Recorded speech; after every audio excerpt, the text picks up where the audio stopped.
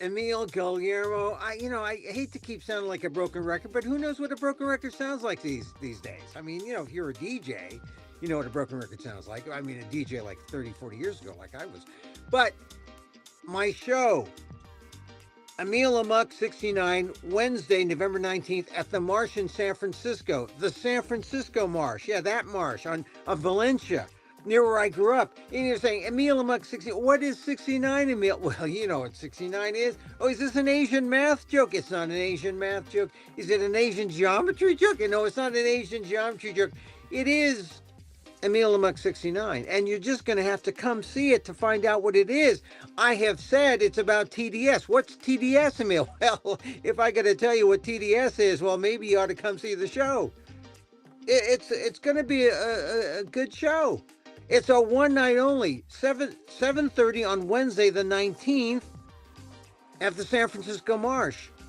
Please don't. I got to show the Marsh that, I can't. I'm not running for supervisor or anything like that, but I got some pull in San Francisco, my hometown. I hope. I hope. Anyway, Wednesday, November 19th, at the Marsh in San Francisco, right down the block from where I went to elementary school, Edison Elementary. I was the editor of the Light Bulb, the mimeograph newspaper, right down the block from St. James Church on Fair Oaks. Yeah. Down the block from St. James School on Fair Oaks, St. James Church on Guerrero, 3 blocks away where I used to live, 20th and Guerrero, right? We had like 1, 2, 3. We had like 4 grocery stores in that corner. I mean, is that why I was, back growing up? We had 4 grocery stores on each corner. Anyway, Emil Amok's Takeout. This is this show. Emil Amok 69. That's the show at the Marsh. One night only. And I hope you can make it. There's ways. You can see the scroll if you're watching me. How to get tickets. If you want a freebie, contact me at amok.com. I'll get you a freebie if you need. I just want you to see me. Want you to see me do my thing. Some of you know me as a reporter. I do report the facts, but now I just want to have fun. So, I'm sort of doing my comedy thing, but there's a little drama here too. A little drama. All right. So today's show, and like I said, where we're talking about all things considerable, I'm going to talk about the emails. I know. Emil talking about the emails. I know it's a little confusing. We're going to talk about the 23,000 emails. Not all 23,000, but a few handpicked, select ones. The ones that say, oh my God, is this like a gift from heaven?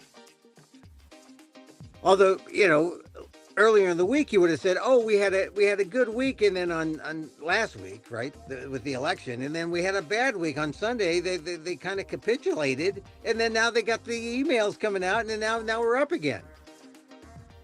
Politics in America. Anyway, Professor Daniel Phil Gonzalez will be with me. We'll talk about that. Of course, we'll talk about that. We'll also talk about the supervisor, the San Francisco, the historic Filipino supervisor in San Francisco. What happened? A week later, she's gone. She's out. And actually, that's a good thing to begin with. We'll begin with that. Then let me put my glasses on so I can touch the right buttons. Let's bring on Professor Daniel Phil Gonzalez, my friend. Good afternoon, sir, on this bright and sunny Friday. Is it sunny out where you are? It is sunny, and it's only around 59 degrees. It's, cool. Yeah. Cool. So Dan, I brought you on. I thought this was significant because Bea Alcazar, or Alcaraz, Alcaraz. You confused her with the Alcazar Theater. It's an old theater. Or maybe the tennis player. Anyway, Alcaraz. It was the first Filipino. Now she's no longer she's the first Filipino to exit. She was the first Filipino to arrive. Now she's the first Filipino to exit. I bring her up because she was also an SI alum. I'm a Lowell alum. You're an SI alum. Yep. You probably had great pride in seeing her. How do you feel now? No, I had great questions Yeah, great when I saw questions. her. Mhm. Just because you went to SI don't make you smart. Ah, that's right. It That's means you're right. good enough to get in, Mhm. and she was good enough to get in and get out. Yeah. I was more interested in the fact that she was a mere 29 years old, Mhm. and also the big question for everyone that I know that I was able to contact on short notice Mhm. in City Hall and domain thereabout, as Shakespeare would say. Mhm. Um, I said, I don't know. I don't know, you know anything about her. I said, well, that's kind of bad news, because Yeah. if you don't know, that means there's not been a mill around it, right? So there's no time Yeah. around her being identified, Mhm. much less being actually appointed. And then who vetted her, and so now we know, you know, that it's journalists that vetted her, Yeah. and the Standard particularly, which is I would say centrist or slightly right of center uh, Well, publication. they went really nasty. I thought, well, look, No, no, here's no. the I'm saying they're pretty factual. Most of, yeah. they might have a bias, and it might be Mhm. slightly to the right, but they're Mhm. very factual. Yeah. They stay on top of their game. Well, look, you don't pay the rent, you pay your employees in a weird way, you have some financial issues, you have trouble with this store. What makes anyone think you're going to be a good supervisor managing, public monies and, being look, district supervisor means you're mostly, miss pothole. You're going to take care of potholes and take care of problems. But if you can't take care of your business, well, how effective you're going to be. So, they have a point, but here's my, I think I share some of your feelings. Why is this woman there? And, but, she's only interim, right? She's got to run at That's some right. point, like Yeah. within the year, she's got to Whoever run. whoever is appointed next is going to have to face the same circumstances. Well, but the thing is, if she's got to run, let Lurie make his choice, and then let the person he chooses prove herself in this arena. And the voters will decide if she's good enough. And all this stuff would have come out as she runs. And I guess, Lurie just felt, okay, let's just cut ties right now. And he suggested she resign. And of course, what's she going to say? Yeah, I'll do whatever you say. I'm resigning. But that makes me think, wow, what a what a cynical move on Lurie's part to curry favor to a Filipino community that has had nothing, and that, I guess he figures I'll win the Asians by picking a Filipino, I'll pick an unqualified Filipino, because then this person will be beholden to me. It was like he was grooming her to be a sycophant to him. And I thought that was really pretty obvious when you can't tell, who this, Bea person was. I mean, I was, really shrugging, saying, I don't know who she is. I guess it's great to be historic, but if you're not qualified, I mean, she was kind of Hegsethian in a way. Hegseth, Oh God! Hegseth is not Oh qualified to be no! Secretary of War or Secretary of Defense, but he is qualified to be a sycophant to Trump. And, he's hung in there. And no matter how much you throw, how much mud you throw at Hegseth, he survives because Trump wants him. Uh, Alcrez doesn't survive because ultimately Lurie doesn't care. That's what's troublesome. Point the fingers at Lurie. Okay, well, okay. Look, Lurie Hmm. made the choice. Yeah. The question is, how did he make that choice? Did he just bump into her and decide, okay, this is a good? Yes, he No, did yeah, bump into no, her. that's come on, man. That's BS. She was recommended by somebody. All right. Okay, yeah, Okay. right. She was, Okay. but A lot. but Almost two they years met. ago. Okay. Almost 2 years ago, I had a brief conversation. I actually was part of a longer conversation, but the brief portion of that conversation was when this reporter, I won't give a name, Okay. but this reporter said to me, "Oh, you're Filipino." He goes, "You should be thinking about somebody for the supervisors." right? And I went through this in my head, and I said, okay, we got somebody who was up there and had an opportunity, and now I'm forgetting her name, but she was on a board of education for a while, and she would have been a good choice. She was good, Oh, she was yeah. fair on the board of education, and then she left town. She went, she and her husband went for a bit better gig outside San Francisco. So I said, well, that's good, and I'm trying to think who could be in line for this, and I couldn't think of anybody, but there was a suggestion, right, that there might be a Filipino. Now I was thinking, okay, in the Excelsior, there's a possibility of finding some leaders in there, but I'd have to work on that. I'd have to ask around and see who's ready and willing to go.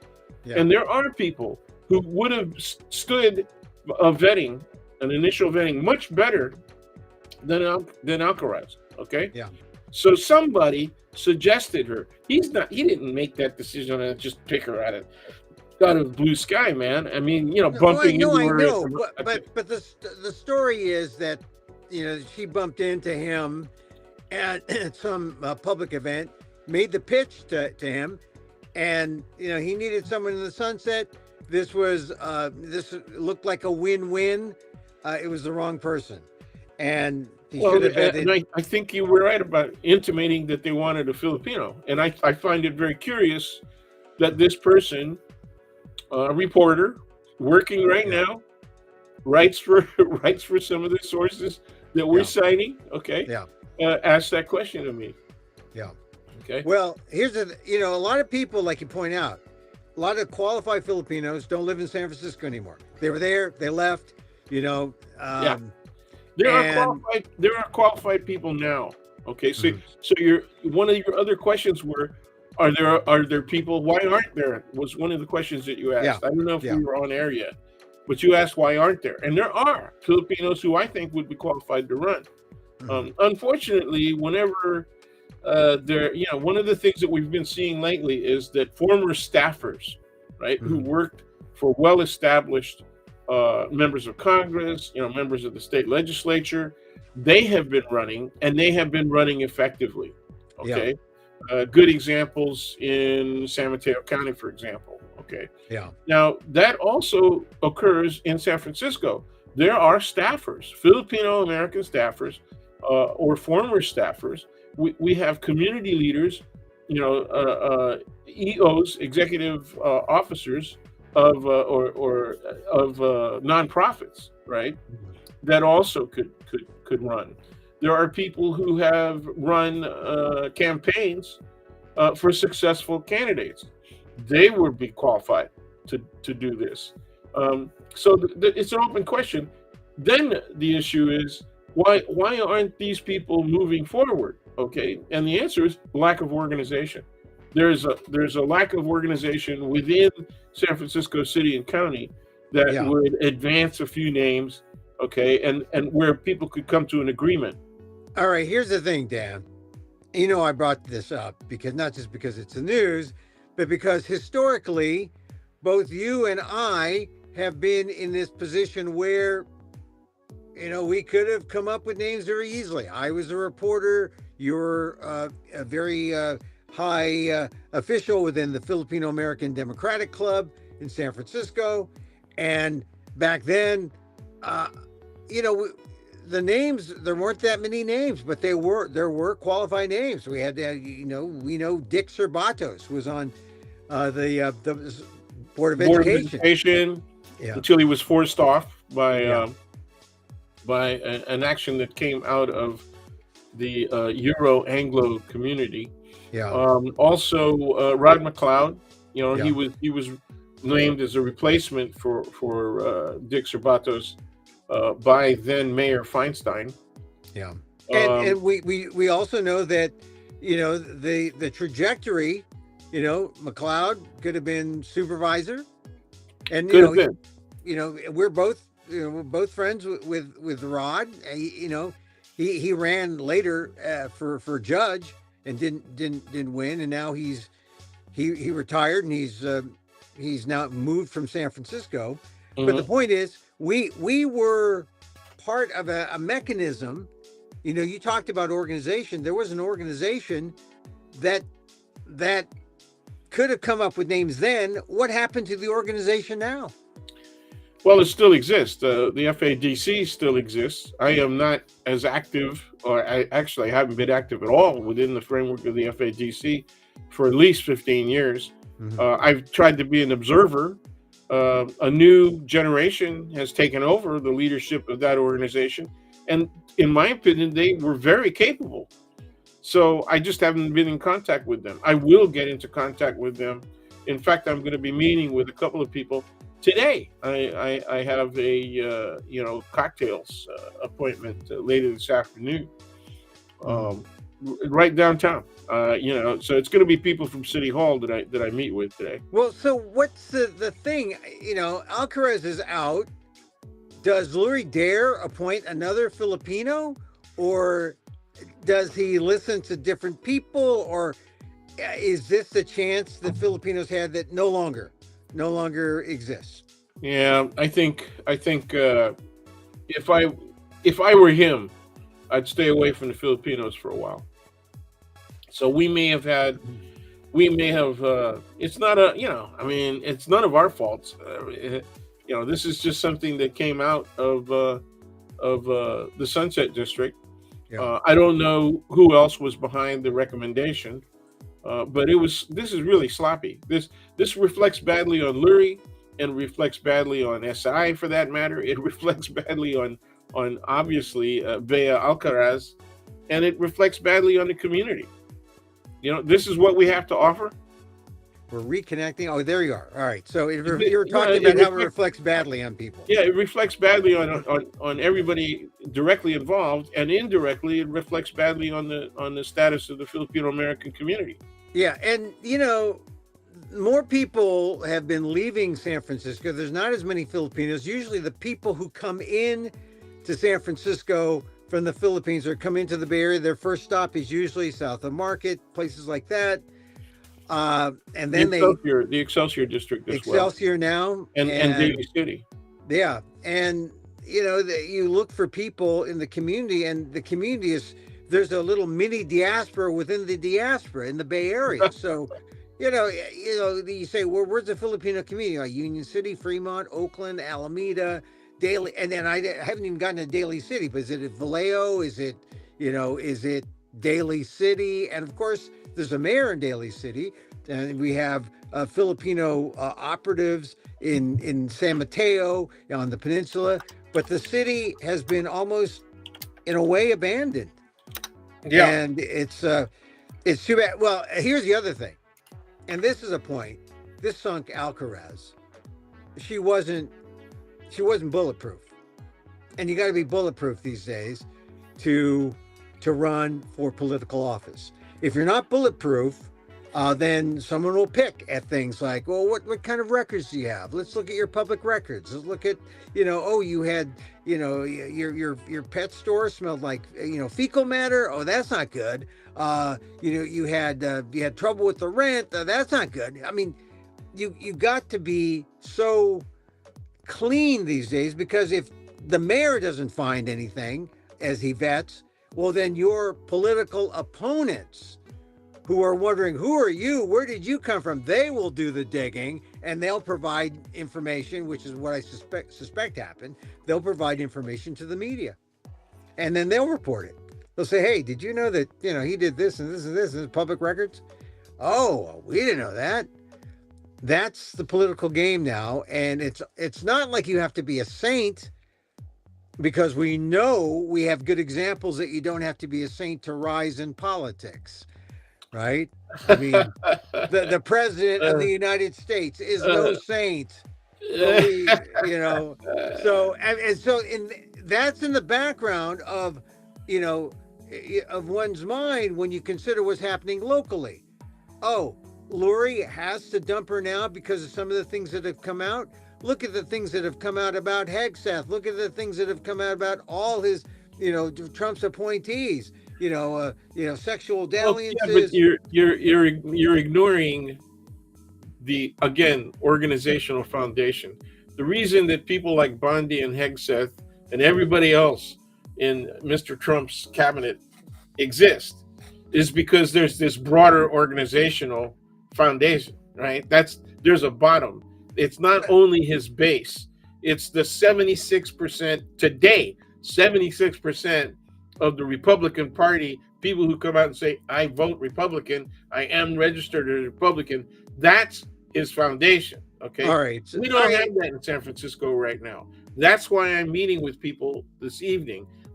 You know, the kind of questions that came up when we did our thing, a couple weeks ago, at the library.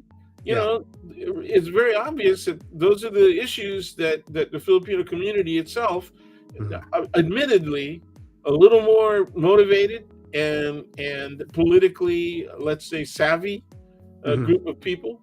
But that's who you're hoping that our audience is, right? Yeah, but we get a lot of bad press, we get a lot of criticism, or a significant amount of criticism, but we like to think that our audience is a little better informed about factual matters, right? Yeah, but Dan, what gets me is that Lurie, if he wanted to back her up, he could have. He could have backed her up. He could have said something as simple as, that was then, this is now. She's in office. She has a chance to prove herself. Let's see, and then the voters can decide. But he didn't want to do that. He could have. Well, yeah, I just told you. If it were me, I would have asked her to resign. It's just it's just not worth the hassle. It's not worth the hassle.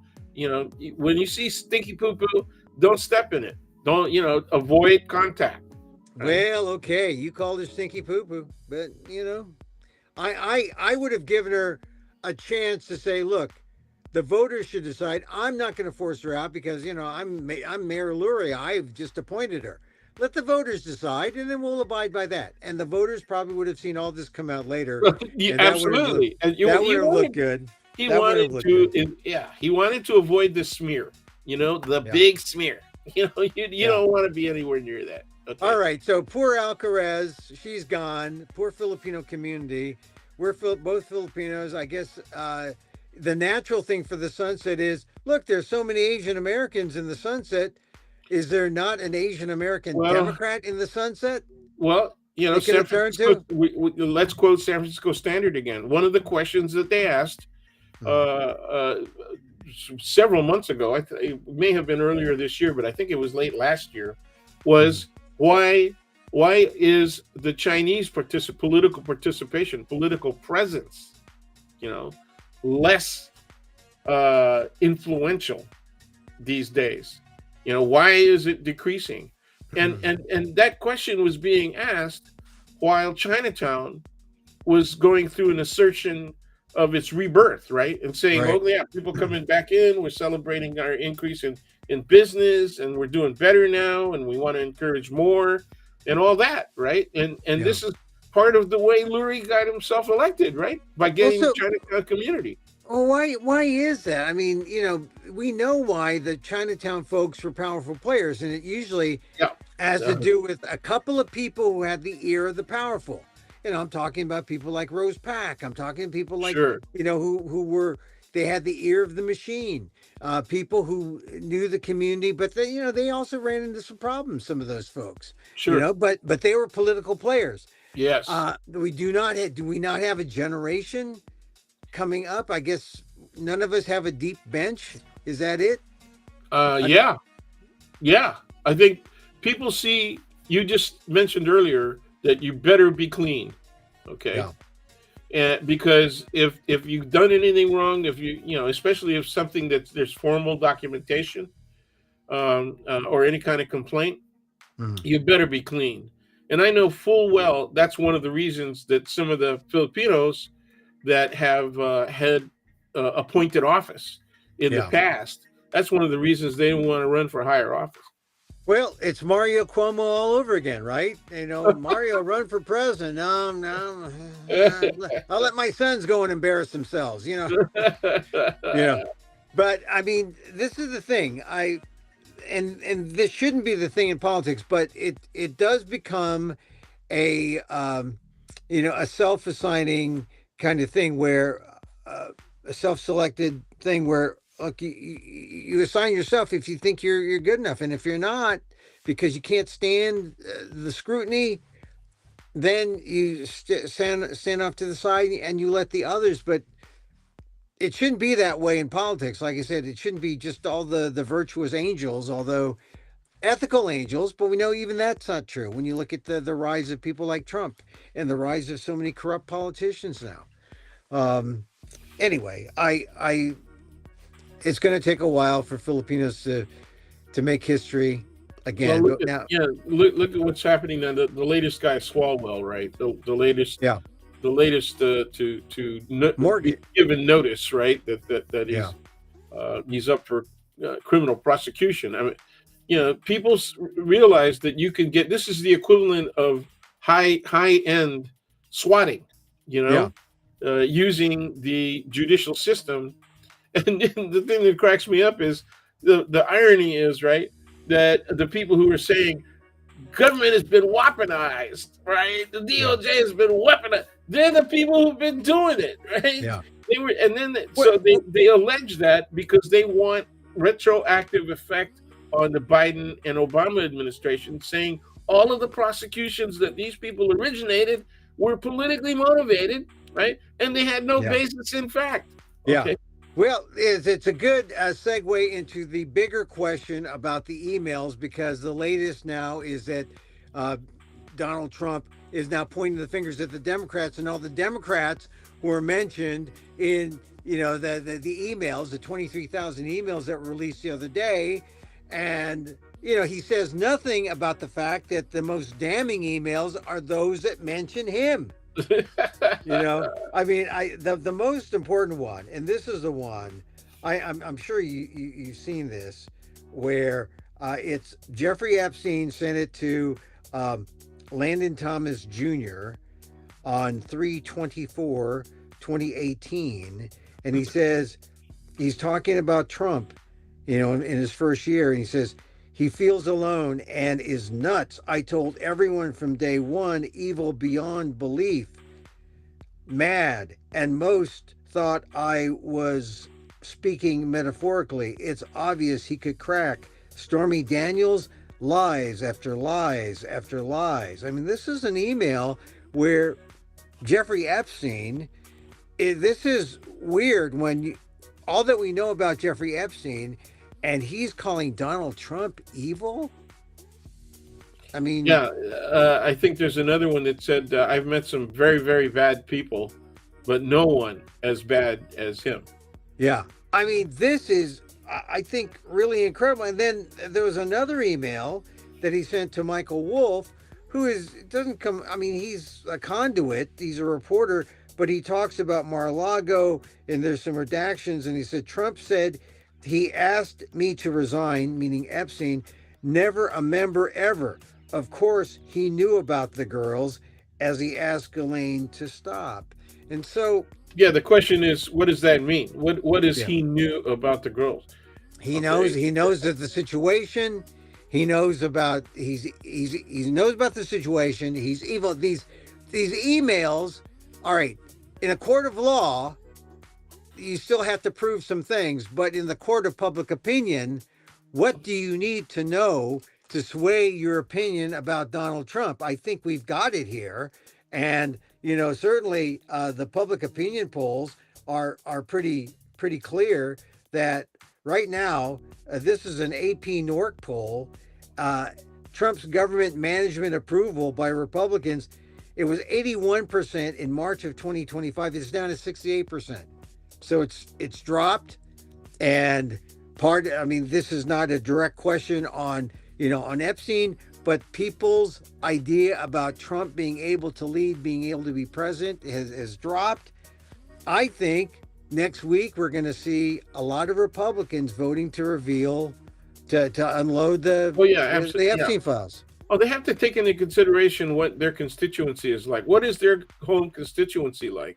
Mm-hmm. Okay, and the difference is, for senators, they have to think in statewide terms. Okay, Mm-hmm. members of the lower house of Congress, right, the House of Reps, they can think in district terms. Yeah. And so the gerrymandering, especially in red states, right, is so severe Mm-hmm. that the members of the lower house can see themselves as less likely of being attacked, okay, from the left effectively, right? What they have to worry about is being attacked from the right. In other words, somebody running in a primary against them from the Republican side. And that's what they're afraid of. The senators, on the other hand, they're looking at a statewide condition. That's a little more difficult to ascertain. Okay. And 30% of them are up in 26. So it's going to be very interesting. And of course, even though it's a close majority, right? It's not a large majority of the Senate. If they lose more than 3 races, they're done in the Senate.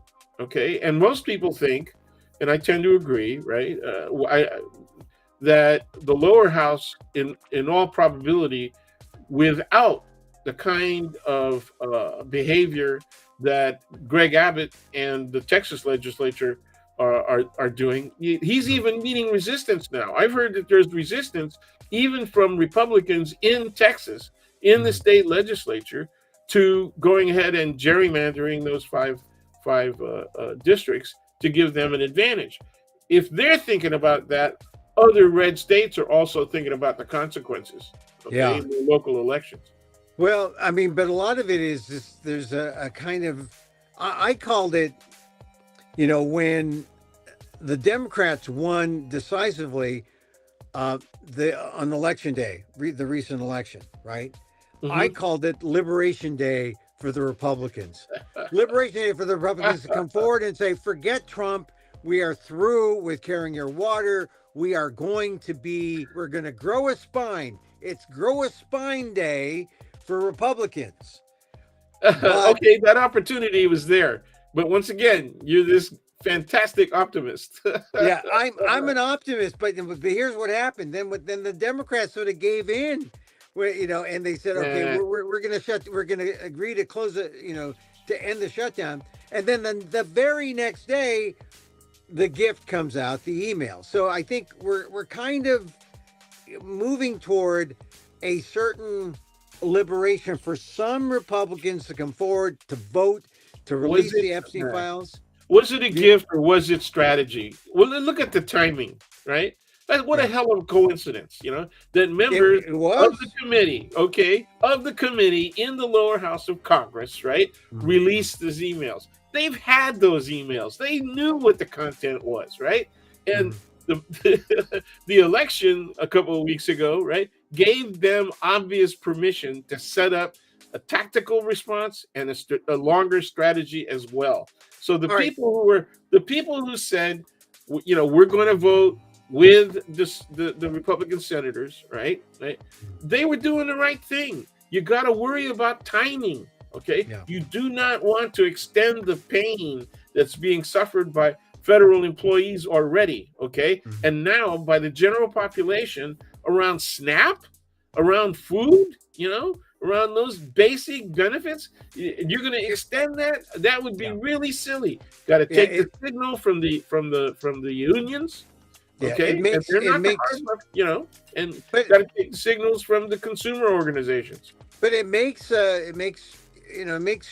Trump look more evil, and now this on top of it. Yes. So you're saying Johnson looks like a stupid fool. If you don't, for us on the left, okay, and even for centrists, if you're a logical, thinking independent, and you look at what Johnson's been doing. He looks like he has run up his own anus. I mean, he really has. Okay. I mean, because he gave up his spine. He only has an anus.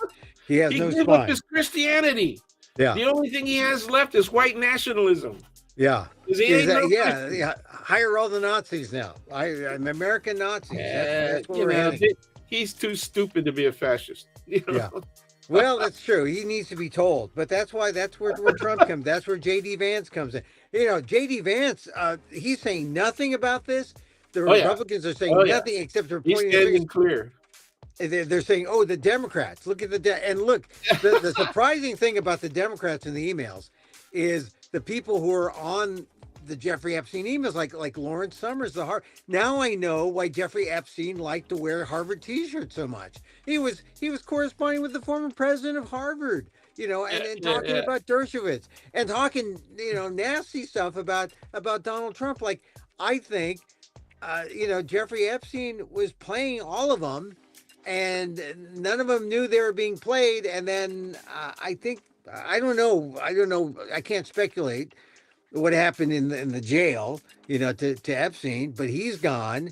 But his words now come back to haunt the Democrats, and maybe this is a strategy that'll work for the Republicans. I don't think so, because it's worse for the Republicans. No, you know, in order to stop any likelihood that they'll sink even further, they have to vote in favor of, they got to Release, do it. Yes, they have to release everything, man. release the files. Well, Yeah, look, what the Democrats were able to find and what they released was gotten via the committee, okay, yeah, inside the House. And yeah. it was not anything to do with the stuff that the DOJ has been holding on to, okay? Right, The stuff came from the estate, right? right, right. And The estate. the And they've been estate, very cooperative. right. And the estate cooperated when one of the congressmen here's my take on this is Ro Khanna has been the guy who's been very big on getting these assets. He's one of the from guys. the estate. One of He's the guys. one of the guys. Garcia also. Robert Garcia. But here's the thing. I have always been critical about Ro Khanna, and now I'm going to try to be bigger. I'm trying to be equanimous and say I had a kind of loyalty in a way to Mike Honda. I don't know why. Well, I know. I mean, I know why. I like. I had a good relationship with him. I like Honda, but would Honda have gotten the emails? I don't know. What do you think? Would Honda have gotten the emails? Maybe. Don't know. He was not the kind of guy that he wasn't aggressive about legislating. Yeah, he wasn't an email guy. He was a name a post office. He was a work for your constituents. That's right. He was a pothole, on the ground grassroots guy. He was a good fundraiser, and he had seniority, and that's the reason why you like the older guys in Congress. They have seniority. You're loyal to them. Well, he had personal integrity, Personal integrity, yes, and political integrity, and he also had a really good staff. They were very responsive. So, yeah, I mean, there were a lot of things to like. I also resented it when Khanna went after him. And when Khanna did not give the respect.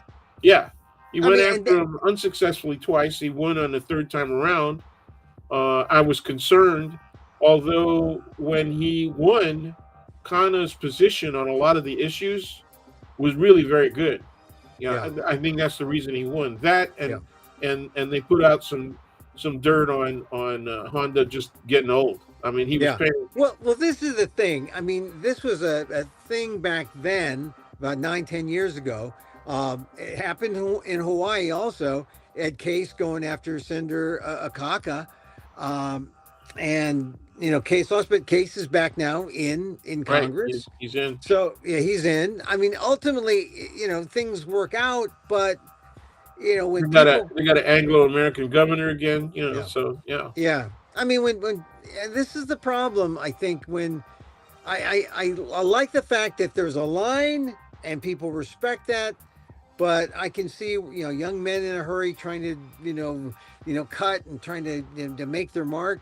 It's happening again now that Pelosi is stepping down, and frankly, I don't know what's going to happen. I don't know who's going to.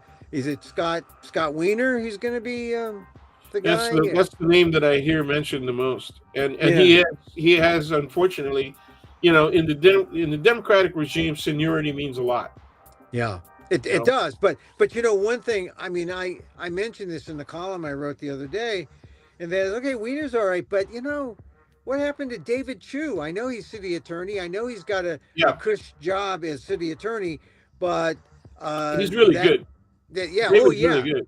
I've known David for a long time, and I think he got screwed by this whole thing.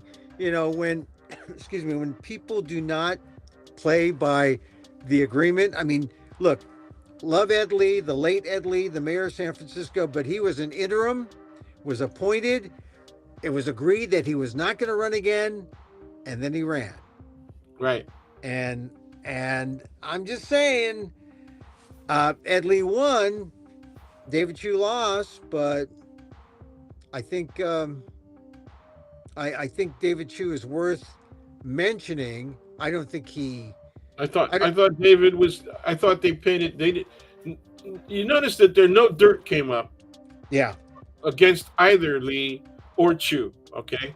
Yeah. But Chu was clearly painted as being far more progressive on many issues by his past votes in the legislature. Right. Yeah. So that's how Ed Lee was advantaged.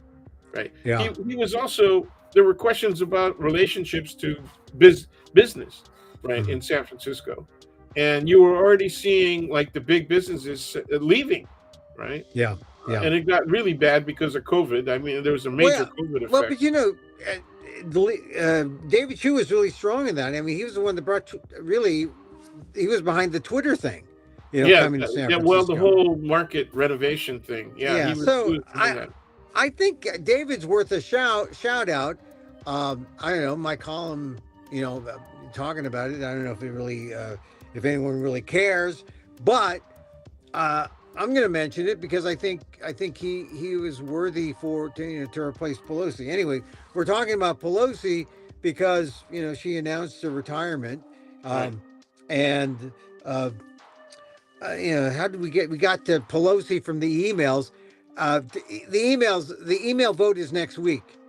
It's going to be released, and once it's released, it's got to be more problems for the Republicans, right? I mean, they only got 23,000, but there's going to be more files. Yeah. Are they just going to redact the heck out of the files? Is that it? They're going to try. They're going to try. They're going to be pointing fingers all over the place, and you know, if they can find stuff that runs Bill Clinton up a tree. Yeah. If they can find stuff, I mean, you know, the fun thing about all of this is that Joe Biden and Barack Obama are going to end up looking like ethical and moral people. Yeah. And everybody that's else. The thing. That's the thing. Once you pass that high bar, you are sort of in the clear. Yeah. People snipe at you, but their bar of morality and ethical consciousness, right, yeah, is almost as high as your bar for optimism. Yeah. I want to be optimistic. You know, I don't want to be a downer. I mean, I'm a realist. I just want to be real. And I'm saying realist rather than pragmatist, okay? Okay. Well, look, because if it was purely pragmatic, I would be like the United States of America. You're my enemy if it costs me, and you're my friend if it profits me. Okay, that's American pragmatism, right? You know? That's Donald Trump, man. I mean, he's becoming more pragmatic. He's like lifting the tariffs on bananas and coffee. Like, you know, we knew that was going to be a bad idea, but you know, he's people eat bananas and coffee. I guess I gotta lift the tariff. I mean, this is how bananas. Yeah, he's got to lighten up on chocolate too. Damn it. Yeah, this is the thing about Trump and the way he works is always like he's like last in, first out. He's a LIFO guy, you know. The last person to talk to him comes out policy. Oh, I better lift the tariffs on this and listen. You shouldn't have put tariffs on anything because the tariffs are taxes. Yeah, I just wish people would say, you know, the guy's really brilliant at things. You know, could you please stop saying that? You know, because it's not brilliant. You know, and this is why we put on here in the corner here. We put this this drawing that he did of the woman. This is the birthday book drawing with his signature. We put that on just to remind people that, you know, it's not just the emails. It's just everything. It's everything about this guy. It's everything about this guy that we should be looking at. And he's really, really creepy. Yeah. And I used to think, you know, if Nixon gets elected, this is back in '68, right? If Nixon gets elected, after everything that we already know, I mean, take a look at the guy. I wouldn't even buy a car from this dude, used, new or yeah. otherwise. Just look at the dude, right? And then go back to his response when they said, well, you're going to give up checkers, right? Checkers. Yeah. No, Patricia has grown so fond of little checkers. And, come on. It was about, how about all the other stuff that you accepted as gifts, man? You're bringing Don't up give me the Cocker Spaniel, Dan, they bought it, man. They bought the whole thing. And who ends up being the big ass liar? And who ends up getting away with it because he was advised by his own party? You got to go. It's going to mess things up really bad. You can get out clean now. Just resign now. No prosecution. Okay? And then we'll get the little guy to pardon you. Well, guess what? Okay? What's the pattern? And you know what I was being told while I was in law school? There's pardon power has never been used in that fashion. And I said, are you familiar with the word precedent? You know how things become precedent? Yeah. This will be the precedent. And everybody looked at me like I was some kind of crazy ass radical. Yeah. And I was, right? I am now, but by that standard. But who was right? Who was right? Well, this is the thing. That's why the commentators who are mentioning Gerald Ford, the commentators who are bringing up Watergate, it's not just because we are old enough to remember. It's the fact that it is true. The pattern is there. The historical pattern is there. It's a really clear pattern. Yeah, and that's why J.D. Vance is mum. J.D. Vance is mum. Yeah, well, but I remember with what's her name, Ellen. What's her first name? Charlie Kirk's widow. Yeah, Charlie Kirk. Yeah. Well, this is the thing about you mentioned Watergate. You mentioned. When I was a young guy, a high schooler, I was out there selling McGovern T-shirts, and I said, I was really another weak ass candidate. Well, yeah, but he was a guy running against Nixon, and the point is, he was moral, he was ethical, and he was really weak campaigner. Yeah, but the point is, all the stuff about Nixon had already come out, and the thought was, well, could America vote this guy in, Nixon, and a young? This is where I learned my optimism, I guess. I was aghast that America went in a landslide for Nixon, knowing what it did, and that has harmed me, scarred me for most of my life. It's true. Yeah. I mean, the fact that I couldn't believe that, knowing what you know about Watergate, even into the election. And everything was out there. People still voted for Nixon. That I've never forgotten that. Well, there's a thing called the Vietnam War that was going on, right? Oh yeah. And his status on that, the assistance that he was getting from Kissinger, you can't, there were these great arguments happening both directly and indirectly between Brzezinski and Kissinger. And that's where I learned a lot. I was at the time an undergrad in international relations and political science. And so those arguments are things that you can revisit today. In fact, there was a recent book done, a bio on Brzezinski. And I have it. I haven't read it yet, but I have it. And I'm recommending it to other people because the arguments that he made at the time, right, are really effective now. And so he looks pragmatic at first, right, in terms of the way that he analyzes U.S. relations with other countries. But underlying that pragmatism are a hard set of basic principles. They're based on American democracy. All right, you're talking about Brzezinski, not Donald Trump. Yeah, definitely not. Yeah, Donald Trump has no principles. Hey, speaking of which, yes, he does. Yes, he does. He has a principle. His principle is, do I look good? And does it enrich me? Those are his two major principles. Right. Am I making money off this? And so, what about this whole Venezuela thing? Venezuela's arming up. We got allies not sharing intel with us because they don't trust us. Colombia, and we're bombing these boats without. Yeah, Colombia's right next door. Yeah, and we're bombing these boats without congressional approval. That's got to be against the law. These are acts of war. Venezuela is arming up and saying, "Hey, this is American imperialism," and it does remind you a little bit about 1898, doesn't it? Or sure. Sure. 1902.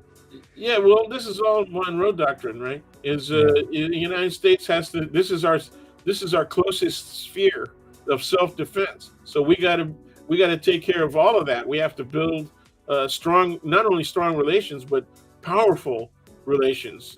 Clearly, establishing supremacy. Military supremacy on a broad regional basis. So this helps with that. Okay.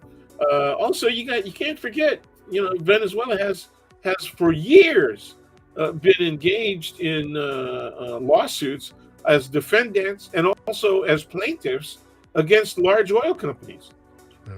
Back in the 70s, Standard Oil was constantly in court, right? Filing cases against Venezuela for breach of contract. It's unbelievable the amount of time. Then that was almost it's over 60 years ago at this point. Yeah. So people are unaware of these histories because American media doesn't pay attention to this stuff. Yeah, we don't cover something erupts. We don't cover Latin America. I was up for a job in Chile at one point in my career, and I was looking for, who's covering Chile? I'd be in Santiago. Who's covering any of this? Yeah. No one. No, Nobody. it's like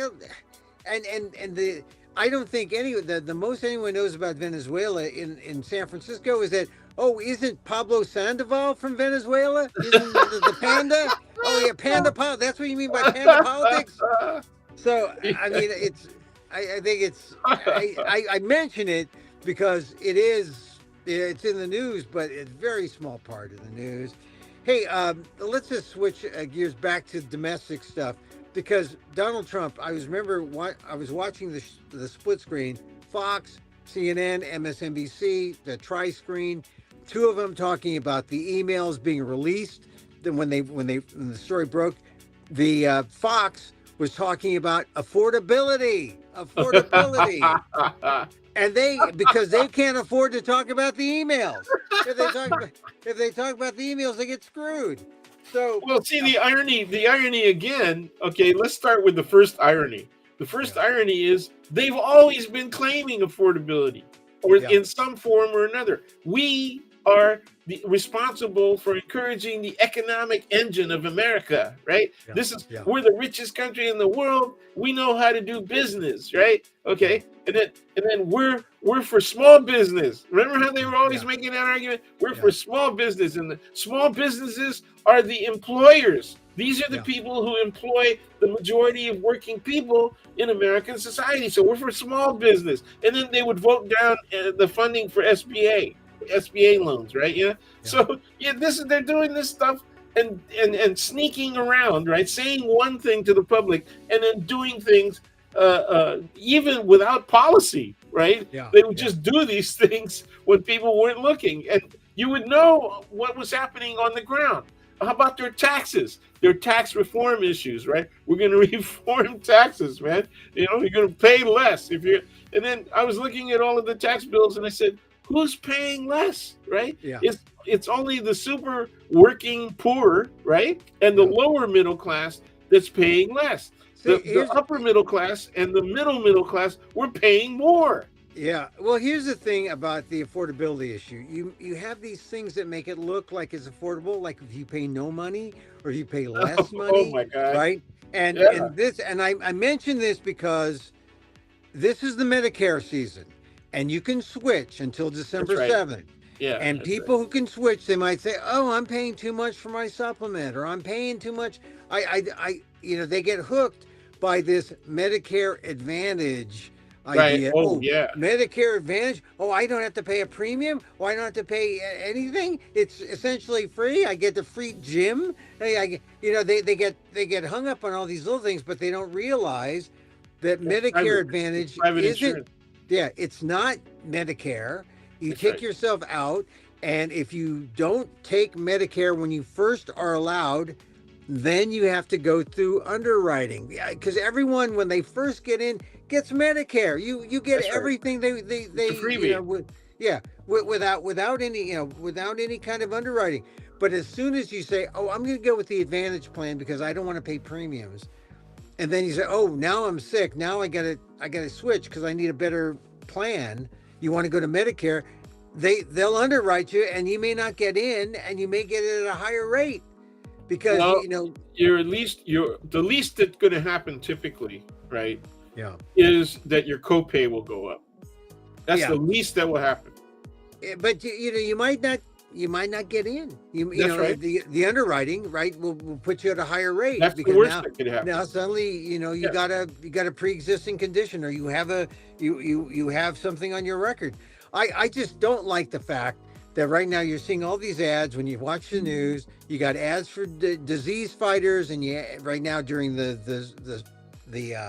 Medicare system or Medicare season, you've got these pitches for Medicare Advantage. There's no advantage. The advantage is to the corporates.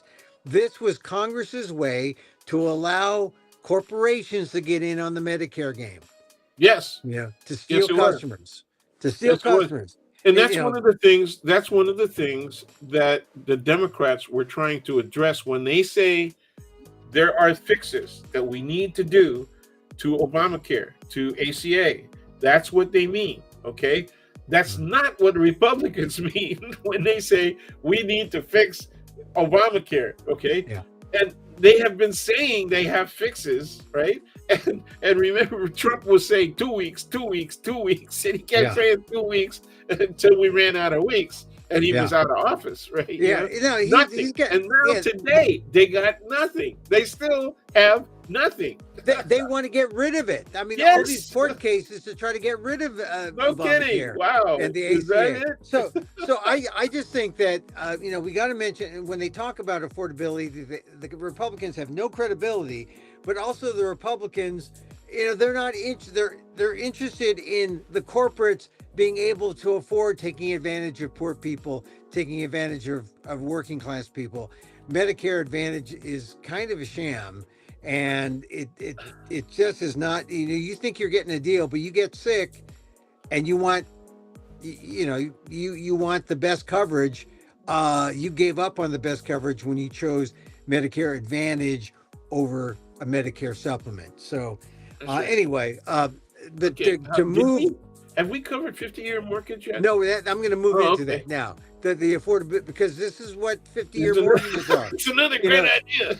You know, it looks like a good idea. You're going to pay less, but you know you're for longer, and because of the way interest rates work, you know, the interest on your money, your house is going to be, you know, you're not going to get equity build up on your house as fast, and the amount you pay ultimately is going to be maybe double what you would have paid. That's right. You know, by going to do a 50-year mortgage, and that really it's kind of a shyster thing. It's kind of a salesman thing, and it's something that you'd expect from a sales guy like Trump.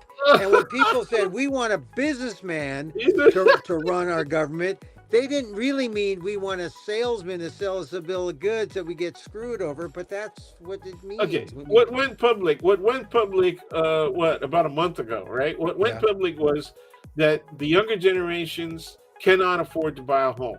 Okay, and then they compare it to the generation previous, and they said, you know, 20 years ago, 25 years ago, the median age for a first-time buyer of a home, whatever kind of home, right, whether it be an apartment or a single-family dwelling, okay, it was 29 years old, and now it's 40. Okay, 40 years old. That's the median first-time buyer. Okay, the typical real estate purchaser is the age group is now 59 years old. So that means that only people who already own, right, and people who already are at the senior level of either they're in retirement or their senior level of their job, of their employment or their salary level.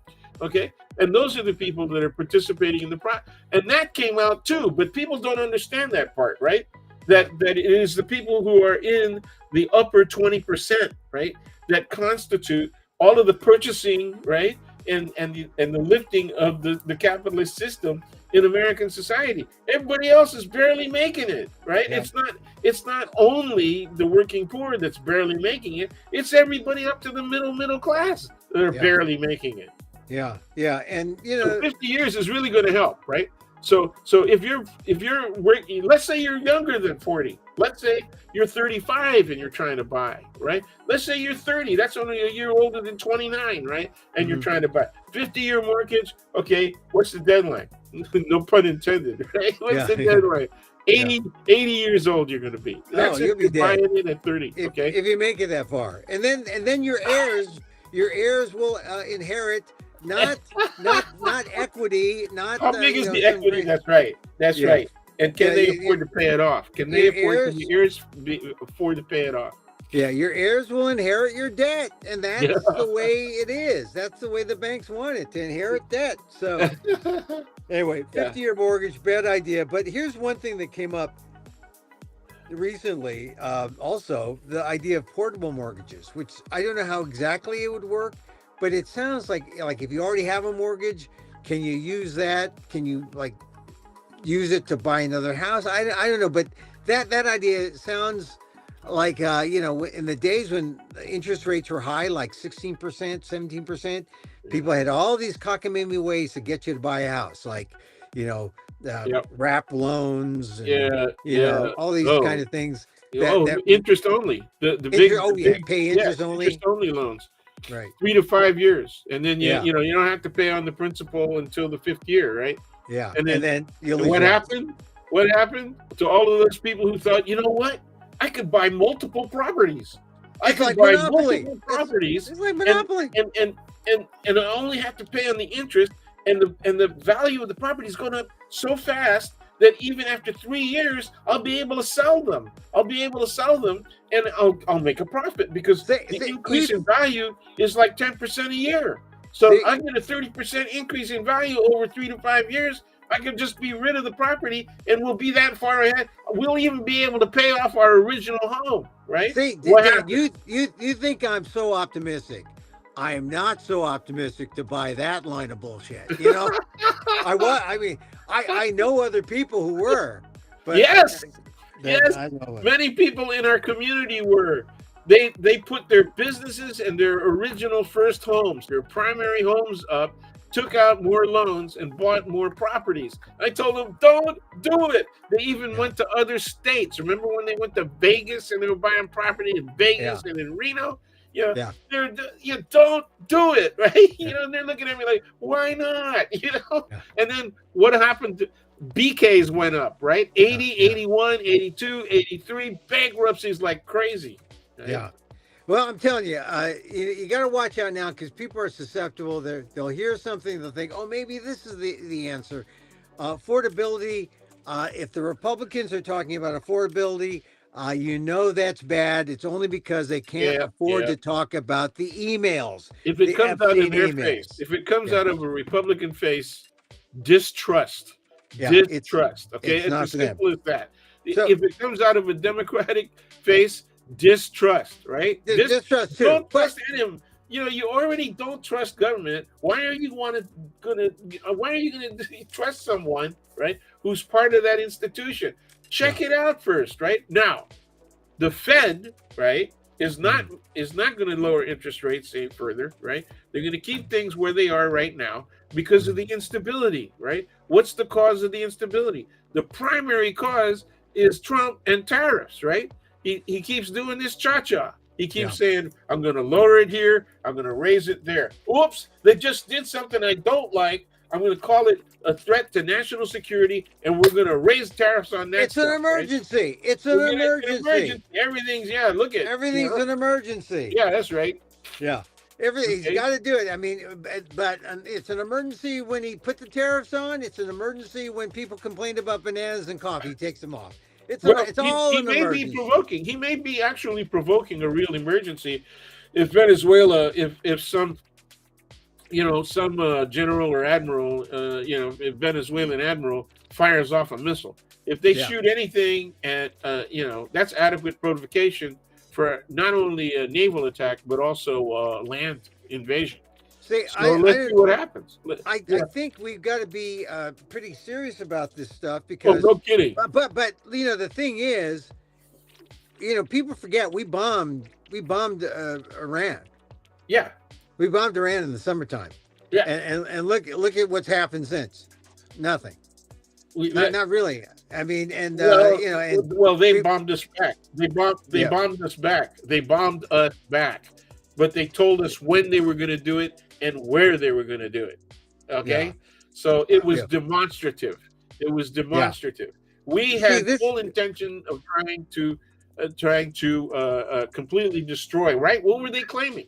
We destroyed their ability, to create any nuclear product. Right? They Yeah, can't do it anymore. Okay, and everybody else said, "Nah, come on, man. They yeah. got other locations. We don't even know Well, if you got to their centrifuges. We don't know." Okay. this is the thing about about Trump. That this is a guy who wants the Nobel Peace Prize. I think that we see from his actions. He ended 7 wars.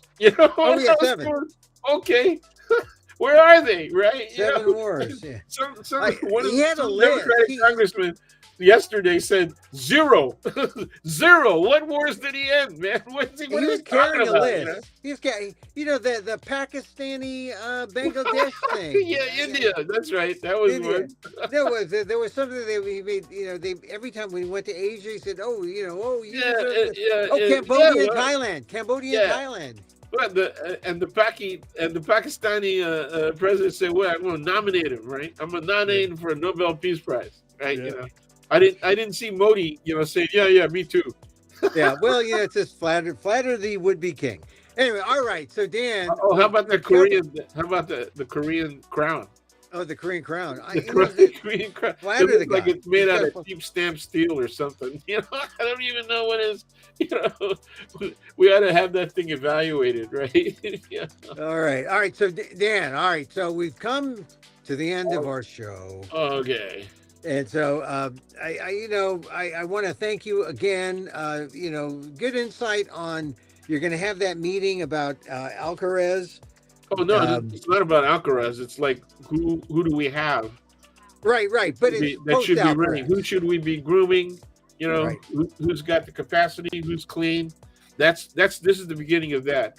That's the kind of thing that I did for FADC in the late '70s through the late '80s. Well, let's see. I'm a little disheartened that you think that that's it for the Filipino community for a while, but maybe not. Maybe Luri will say, "Here's another guy. Here's another person. Here's another gal." Well, the quiet way to do it is to do a better job of vetting someone and then appointing them to a position for which they don't have to run for election. That's the way it normally gets done.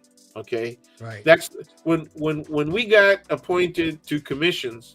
That was the starting block, right? And by we, I include myself. I got appointed by Feinstein to a couple of different purposes, and even by Moscone, before he was assassinated, to a school board, searching for superintendents of schools. So Well, Feinstein appointed me to a public health and mental health commission because of the effect of Proposition 13 with cutbacks to state funding of public health programs. well, let's see. And that's why, I think it's worth talking about with you these issues because you have history about how, and we both grew up here and we know what happened to San Francisco or what we're trying to understand why it is. I think most of the time it's people like moving out, not abandoning the public schools, moving out into the suburbs, moving out to Daly City, moving to Alameda, to Alameda County, to Solano County. That you follow the Filipino population, and it's still kind of centered on Daly City, but there's Union City, there's Vallejo, Sure. it's in Alameda. So San Francisco, it's not the same like when our fathers came here in the 1930s. Right. 1920s. All right. Well, So, it was concentrated, in San Francisco for a long time. I mean, all the way up until the early '60s, right? Oh yeah, and I So wondered now. Vallejo is one of the older communities where there was a substantial population, even before the war. Yeah. But the war even increased that population because of the maritime industry, right? Yeah. The building of ships for World War II. Yeah. So there's it morphed from an agricultural community, agriculture based, to an industrial based community because of the war. All right. Yeah. So that was a lot. Alameda and Oakland, they were both urban sector employment in hotel restaurant, right, in Oakland, Yeah. and then Alameda with the farmers. But that's a Yeah. small group of people. Oh yeah. Yeah. Small group of people. So we'll see what happens. Good luck on the meeting. Report back. We'll talk about it more. Sure. Appreciate your email insight. Did you get an email from Jeffrey Epstein? Did you get? Did you get? Here's the thing. If I did, I got if I did, 2.3. I would never admit it. If I did, I Oh. would never disclose it. I would never disclose that. Never. I've got Yeah. 2.3 million emails in my Gmail. Not one from Jeffrey Epstein. Not one. Not one. I didn't like the guy. I didn't know him. But Yeah, he was the he was president always of Harvard. all of those people were always very highly suspect to me. It's that crowd. It's not like the disco crowd of New York. They weren't the Studio 57 crowd. They were more like this. The Studio 68 crowd or something. Well, they were the elites, and this is what people reacted to. So this is why MAGA is really in on this. This is the MAGA split. It's Epstein emails, and it's the Nazi split, the Nick Fuentes split. Oh hey, man, Nazi or pedophile? Tell me what's the best? What's the best thing? Nazi or pedophile? No. Why are you doing a balance thing between Nazi and pedophile? What if they're the same? Oh, Nazi pedophiles. There you go. Yeah. Oh God. Yeah. You that's a mind-blowing concept. The Nazis are the same as the pedophiles, but let's see how far QAnon wants to take it, right? I mean, that's the scary part. QAnon is still there, dude. We gotta worry. You gotta worry.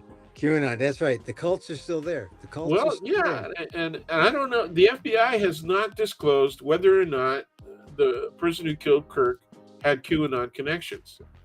Well, I'll tell you, the Charlie Kirk thing, every time I do my show, something happens. Like I'm in Vancouver, Charlie Kirk gets killed. I'm in Edmonton doing my show in Canada, and the Epstein, the drawing, the birthday book comes out. I'm in Winnipeg, and the ice raid. Kilmar Abrego Garcia happens. I'm in Fresno doing my show, and the Oval Office Zelensky Putin thing happens. I'm in Vancouver, and the Putin summit, and then the Charlie Kirk thing. I mean, and now I'm doing my show on the 19th, which I hope you'll be there. I do my show on the 19th, and now we got this email thing. The email vote probably will happen on the day I do my show. Yeah, that's true. I feel like Nancy Pelosi standing behind Donald Trump at the State of the Union address, taking my script and throwing it up and ripping it up and throwing it in the air. That's what it's going to be. That's what it's going to be like. So I hope you got to learn how to clap like this, though. Yeah. No, it's one hand over the other like that. Yeah. Sort of like that, and also the Trump dance. Yeah, it's like you're making a hamburger. Smash burger. You're making a patty. A nothing burger. Okay, a tofu burger. Okay, tofu burger. Yeah. Dan, I hope to see you on the 19th. We're gonna be in there, man. We're gonna be in there at the Marsh, SF Marsh. Won't you? Yeah.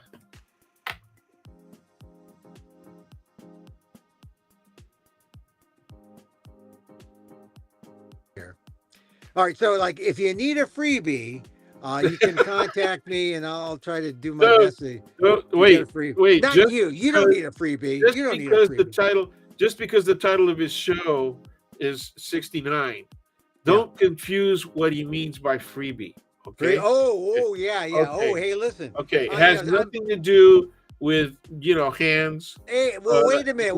Look, nothing had to do. No, it wasn't Epstein inspired at all. No, okay. No. It's 6'7". It's the new 6'7". It's my. I'm 6. Everything's 6'7". Everything 6'9". I'm just like for the boomers, for the boomer crowd, 6'9". Oh, yeah. It's like 6'7" for the Gen Z crowd. 6'7". Yes, it is. Yeah, Yeah. yeah. Yeah. It means nothing. It means something. Means everything. Oh, you got to. What do we do when the Gen Zs make it to college age, right? Which is in Oh, about I know. 5 Well, how years. about the You know, square what the square root of 6'7"? we go to Gen AA. Oh, yeah, right. What do we call them? I Yeah, don't we know. got to start all over again. Let's hope. Let's hope that they have a generation. Let's hope. I'm optimistic. I say they do, but All right. you're All more right. realistic. We will All be right. there on the 19th. We'll see you on the 19th. All right. Thank you very much, Dan. Dan, thank you very much. We'll see you. Peace out. Peace out. There he goes, Daniel Phil Gonzalez, my friend, College of Ethnic Studies, Asian American Studies, San Francisco State University, Professor Emeritus. Comes on the show on Friday. We talk about the news. And yes, he will be at the SF Marsh November 19th at 7:30 p.m. Watching me in the audience. I'm threatening to wear my sequins. I'll wear sequins. Sequins? What kind of show is it? Well, it's Emil Amok 69, but why? Why? Whoa, you're just gonna have to find out. Anyway, so that's the show. This show, Emil Amok's Takeout. We do this, on the YouTube channel. Tell your friends. It's on the YouTube channel. I'm trying to put the thing we did on the library on where we podcast. We put it on all podcast things, but I've had trouble with the audio. I've had trouble. It's one guy. I'm going to put it on there, and I'm not going to do a live stream of this show. I'm gonna record it though, and I will. If you want to see it, I'm going to put it on my Patreon at some point. So hang tight. If you're saying, oh, I didn't want to go see Emil. He's in San Francisco, and I'm in wherever, fill in the blank. But outside of the Bay Area, because I hope if you're in the Bay Area, you'd come see me. But if you're in, say, Wichita or Cincinnati or Washington State or somewhere, maybe, you'll hang out and, catch me on the Patreon when I put it out there. It will be out there. Anyway, all right. So we have a few days. Watch my little videos I put out. Emil Amok 69 at the SF Marsh, November 19th, 7:30 p.m.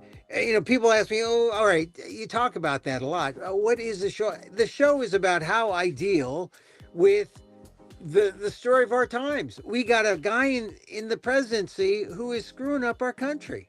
How do you deal with that?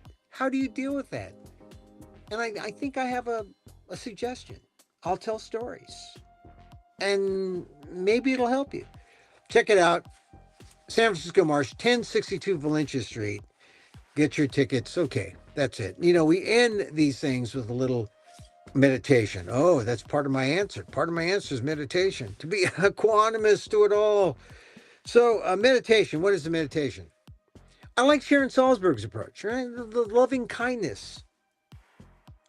Can you imagine meditating with Donald Trump? Could work. I mean, loving kindness. That statue with him and Jeffrey Epstein holding hands. They're still in Washington. Can't get rid of it. They're still there. So, Sharon Salzberg, loving kindness. And so, as I wish for me, I wish for you. May you be safe. May you be happy. May you be healthy. And may you live with ease. Emil Guillermo here. Till next time.